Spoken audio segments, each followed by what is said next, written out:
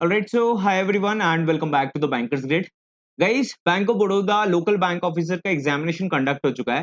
So I hope कि आप लोगों ने पेपर अच्छे से अटेम्प्ट करा होगा एंड आपकी चांसेस सिलेक्शन के बने. ओके, सो जब हम एग्जामिनेशन को अटेम्प्ट करते हैं तो उसके बाद में नेक्स्ट क्वेश्चन हमारे दिमाग में आता है, दैट इज कि एग्जामिनेशन का कट ऑफ क्या जाएगा. क्योंकि अक्सर ऐसा होता है जब हम एग्जामिनेशन अटेम्प्ट करते हैं तो कोई सा सेक्शन हमारा थोड़ा डाउन चला जाता है, कोई सा सेक्शन प्रॉपर होता है.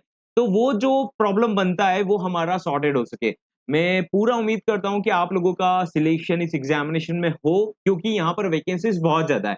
दो क्राइटेरियाज यहाँ पर बहुत बड़ा बर्डन बन रहे थे. पहला बर्डन तो ये है, और जो मैं आपको क्लियर करना चाहता हूँ दैट इज कि यहाँ पर आप लोगों को क्राइटेरिया बोला गया था कि आपको 40% ईच सेक्शन में लाना कंपलसरी है.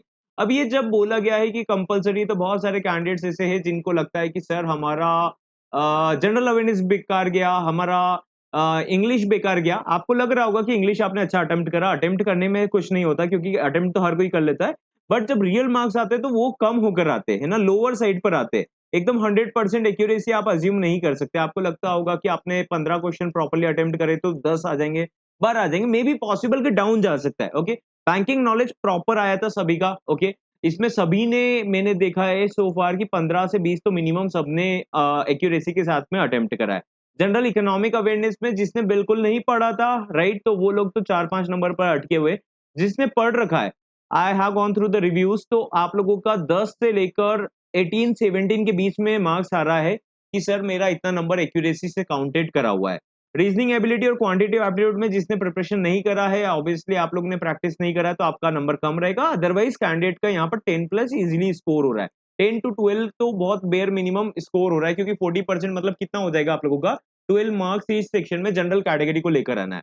ओके, अब ये जो पॉइंट है ना, मैं आपको पहले, उससे पहले एक पॉइंट और बताना चाहता हूँ कि आपकी एग्जामिनेशन, आपको लग रहा है ना कि सर मेरा इंग्लिश में अगर 5 नंबर आया, या फिर मेरा सपोज कर बैंकिंग नॉलेज तो अच्छा ही गया है, सपोज करते हैं मेरा 5 नंबर जनरल अवेयरनेस में आया है या रीजनिंग एबिलिटी में आया है, क्वांटिटेटिव एप्टीट्यूड में मैंने सही से अप्रोच नहीं करा और 8 नंबर आ रहा है, तो क्या मेरा सिलेक्शन हो सकता है? तो answer to this is true, है ना, हो सकता है चांसेस से. क्यों ऐसा बोल रहा हूँ उसको समझाता हूँ पहले मैं, और पहले फिर उसके बाद में हम सेक्शनल कट ऑफ के ऊपर बात करेंगे. तो सबसे बड़ा बर्डन तो यहाँ पर एग्जामिनेशन में क्या आ गया कि आपकी एग्जाम में 40% का मिनिमम हर सेक्शन को क्वालिफाई करने का क्राइटेरिया आ गया. तो ये हर कैंडिडेट से पॉसिबल नहीं है.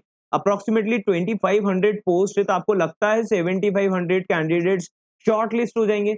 ऐसा पॉसिबल नहीं है कि अगर जनरल और ईडब्ल्यूएस का क्राइटेरिया 40% इस सेक्शन में रखा गया, 35% रिजर्व कैटेगरी का रखा गया, तो सारे सेक्शन को अगर रखा जाए तो एग्जामिनेशन में कैंडिडेट्स क्वालिफाई नहीं कर पाएंगे. दिस इज वेरी ट्रू, है ना. इस बात को आपको समझना पड़ेगा. आप जितने कैंडिडेट से मिले होंगे, आपने बैच में एनरोल्ड होंगे, तो आपका जब एक दूसरे से कांटेक्ट होगा तो आपको पता रहेगा कि यस मेरा भी ऐसा ही मार्क आ रहा है ना. तो ये तो सबसे बड़ा बर्डन यहाँ पर हट सकता है, क्योंकि यहाँ पर, यहाँ नोट में भी मेंशन था नोटिफिकेशन में, bank reserves the right to waive change these cut offs, है ना. तो जब कैंडिडेट 7500 3 टाइम्स कैंडिडेट को इंटरव्यू में बुलाना है, वो अल्दो वो लोग एरिया वाइज है, तो टोटल 7500 जब हो ही नहीं रहे, सेक्शन वाइज एरिया वाइज देखेंगे तो गुजरात में भी अच्छा वैकेंसी है, तो 7500 कैंडिडेट्स नहीं हो रहे, है ना, क्योंकि यहाँ पर नेगेटिव मार्किंग भी है और आपका 35 और 40% का सेक्शन का क्राइटेरिया भी है. तो बहुत सारे कैंडिडेट्स ऐसे होंगे जिन्होंने ओवरऑल स्कोर तो अच्छा करा है, बट स्टिल उनका एक सेक्शन बिगड़ गया है ना. ये तो बहुत कॉमन सी बात है. वो पेपर पैटर्न इतना भी इजी नहीं था, मतलब डुएबल था, लेकिन इतना इजी नहीं था. जैसा आईबीपीएस का पेपर आता है वैसे ही था. लेकिन आईबीपीएस के दूसरे पेपर जो आते हैं उसमें नेगेटिव मार्किंग रहता है, लेकिन ये 40% और 35% का क्लॉज नहीं रहता है ना. तो अगर बैंक ऑफ बड़ौदा अपने रिक्रूटमेंट को लेकर सीरियस रहेगा, है ना, अगर बैंक ऑफ बड़ौदा जैसा कि मैनेजर सेल्स इनमें करा है वैसा नहीं करता है, लाइक कि रिपोर्ट जितना करा है इतना हायरिंग करना है, तो इनको ये कट ऑफ श्योरली कम करना पड़ेगा. ये जो कट ऑफ मेंशन है, ये श्योरली करना पड़ेगा कम, सेक्शनल कट ऑफ, है ना. क्योंकि अगर ऐसा करेंगे, फुलफिल करेंगे, तो बहुत सारे कैंडिडेट्स ऐसा होगा कि क्वांट रीजनिंग में बिगड़ गया, किसी का इंग्लिश लग तो रहा है कि 15 नंबर आ जाएंगे, लेकिन आएंगे तो 8-9 नंबर आए, right. Banking knowledge overall candidates का अच्छा गया है ना, इजी था, एवरेज था. करंट अफेयर्स बहुत सारे कैंडिडेट्स जिसने पढ़ा ही नहीं उनके बारे में कुछ नहीं कह सकते, लेकिन जिसने पढ़ा था उन लोगों का 10 के प्लस में नंबर आ रहा है, लेकिन हो सकता है कि 8-9 नंबर पर अटक जाए. तो that's why what I am telling is, अगर बीओबी को अपने नोटिफिकेशन की दी हुई वैकेंसी को फिल करना है, तो इनको कट ऑफ लोअर साइड पर करना पड़ेगा सेक्शन वाइज.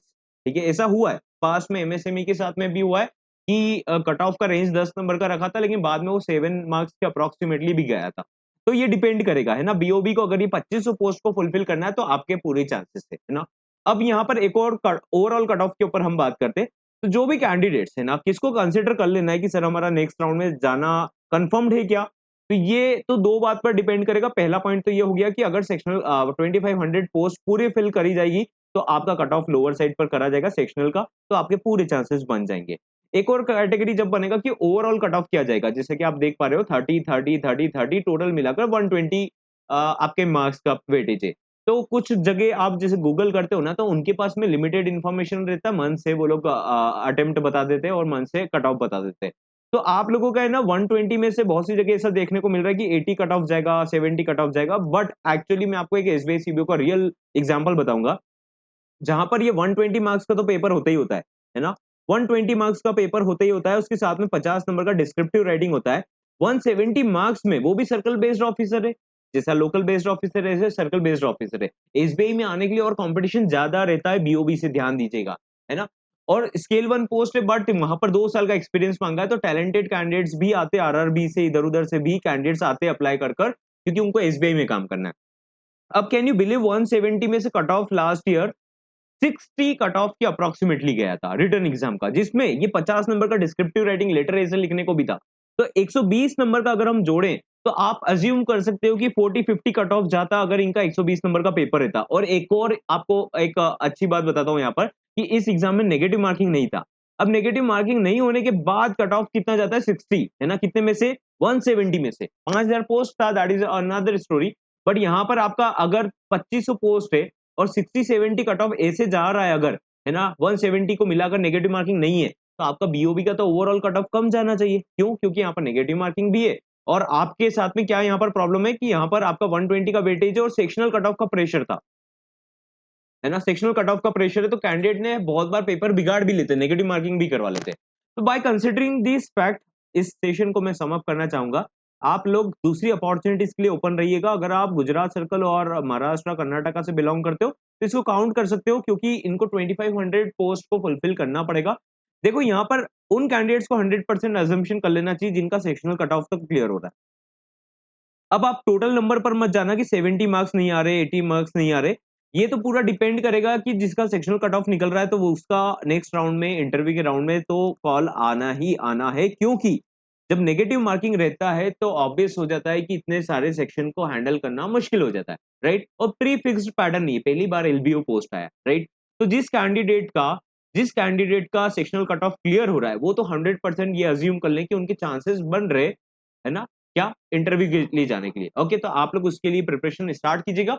एंड अगर आपका आपको लग रहा है कि मेरा sectional cut off general awareness का रुक रहा है या इंग्लिश का रुक रहा है या रीजनिंग का रुक रहा है, तो आप लोग भी होप रख सकते हो, क्योंकि कैंडिडेट अगर 2500 नहीं मिलेंगे इनको, है ना, फाइनल सिलेक्शन के लिए, तो फिर कोई मतलब रहेगा नहीं सेक्शनल कट ऑफ का। और उन्होंने नोटिफिकेशन में मेंशन कर रखा है कि सेक्शनल कट ऑफ हम लोअर कर सकते हैं अगर हमारा क्राइटेरिया फुलफिल नहीं होता है तो ऐसा तो उन्होंने मेंशन कर रखा है। उसके बेसिस पर आपको भी चांसेस बनेंगे कि आपका भी सिलेक्शन हो जाए। ओके, तो मिलते हैं नेक्स्ट सेशन में। आई होप आप लोगों को क्लियर रोड मैप समझ में आया होगा कि आप लोगों का क्या होने वाला है।